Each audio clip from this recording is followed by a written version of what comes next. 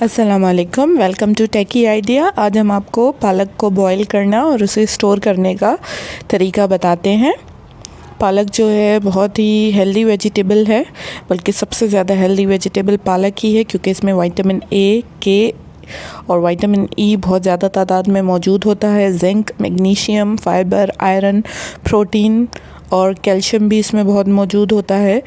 तो ये इंसानी जो जिस्म है उसके लिए ये सारे अज्जा बहुत ज़रूरी हैं। पालक की जो स्टिक्स होती हैं उनको हाथों की मदद से हमने रिमूव कर लेना है और पालक के पत्तों को हमने निकाल लेना है। ये हमने सारे पत्ते अलग कर लिए हैं और स्टिक्स जो हैं वो हमने अलग कर लिए हैं, वो हमने डिस्कार्ड कर लेनी है। इन पत्तों में जो अगर पत्ते ख़राब हों, इन्फेक्टेड हों, उनको भी हमने डिस्कार्ड कर देना है। कि आप देख सकते हैं।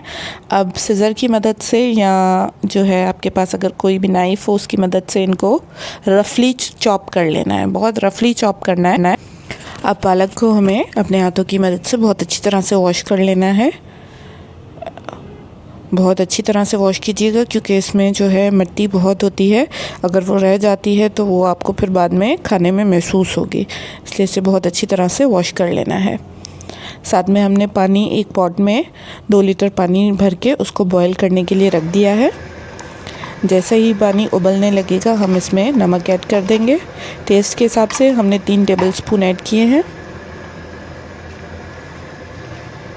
अब इसमें हम अपनी पालक ऐड कर देंगे।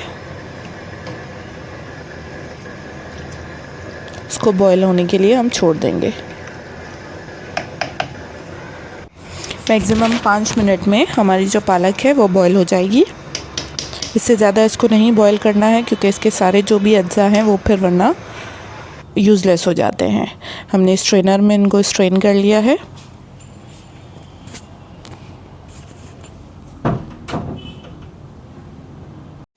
ठंडा होने के बाद हम इसे एक चॉपर में डाल के अच्छी तरह से चॉप कर लेंगे। वैसे तो पालक सारा साल पाई जाती है, लेकिन सर्दियों में आपको बहुत अच्छी पालक मिलेगी।